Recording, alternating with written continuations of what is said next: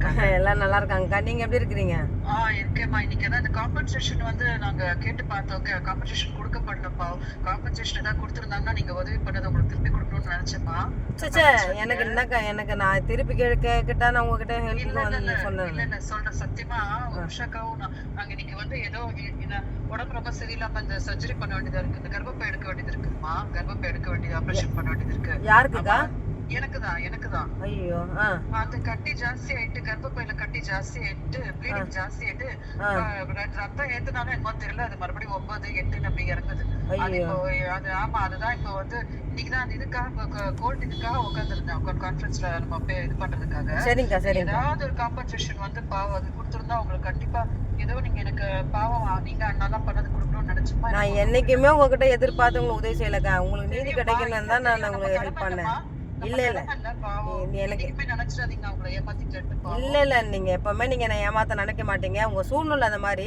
எப்பவுமே நான் வந்து நீங்க நல்லா இருக்கணும்னு நினைச்சேன். எனக்கு திருப்பிலாம் எனக்கு எதுவும் செய்யணும்னு நினைக்கல.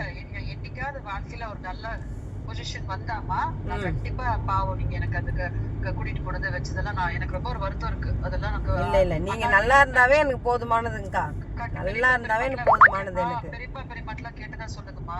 சரி சொல்றேன். நீங்க கண்டிப்பா பெங்களூர் வரும்போது வாங்க. கண்டிப்பா வரேன். ஆமா எதுவும் தப்பா நினைச்சுக்காதீங்க. நீ என்னைக்குமே தப்பா நினைச்சுக்காதீங்க. இல்ல சே என்னைக்குமே நினைக்க மாட்டேன். நீங்க பேசுறது உங்க வீடியோஸ் எல்லாமே என்னை பத்தி பேசுறதெல்லாம் பார்த்துன்னு தான் இருக்கிறேன். சரி, இருந்தாலும் நீதிமன்ற வழக்கு இருக்கிறதுனால நான் அமைதியா இருக்கிறேன். வேற ஒண்ணும் இல்ல. அது சரி. இல்ல எனக்கு இன்னைக்கு ஏதாவது ஒரு காம்பன்சேஷன் கண்டிப்பா நான் உங்களுக்கு கொடுத்துருப்பேன். அம்மா நீங்க எனக்கு ஒரு தங்கச்சியா உதவி பண்ணீங்கன்னு கண்டிப்பா ஃபர்ஸ்ட் உங்களுக்கு தான் கொடுக்கணும்னு இது பண்ணேன். இல்ல அது என்னமோ எதுவும் வரல. அதனால தப்பா நினைச்சுக்காங்க. நீங்க பெங்களூர் அண்ணாவும் நீங்களும் கண்டிப்பா வீட்டுக்கு வாங்கம்மா. உஷாக்காவும் ரொம்ப கேட்டா சொல்லுங்க. சரிங்கக்கா. நீங்க உடம்பு பாத்துங்க. நீங்க நல்லா இருந்தாலும் போதுமானதுக்கா. நன்றிக்கா. ரொம்ப தேங்க்ஸ்மா. ரொம்ப கண்டிப்பா ரொம்ப நன்றிமா. அக்கா நல்லா இருக்காங்களா? பெரியப்பா இருக்காங்க. அதான் இப்போ எனக்கு தான் உடம்பு சரியா ஆயிடுச்சுல்ல. இப்போ இம்மீடியட்டா இது இப்போ இந்த கோர்ட் கேஸ் முடிச்சதுக்கு அப்புறம் சர்ஜரி பண்ணணும். அது எடுத்தாதான் வந்து இல்லாட்டி ரொம்ப மோசமாயிட்டே போகுது. நிலமா ப்ளீடிங் 10-15 நாள் ப்ளீடிங் ஆகுது.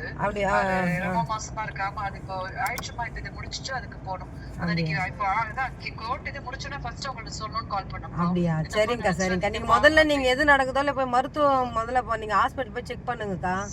நீங்க நல்லா இருந்தா தான் நீங்க போராட முடியும்.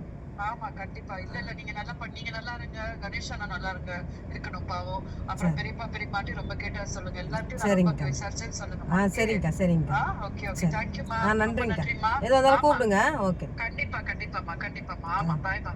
நன்றி.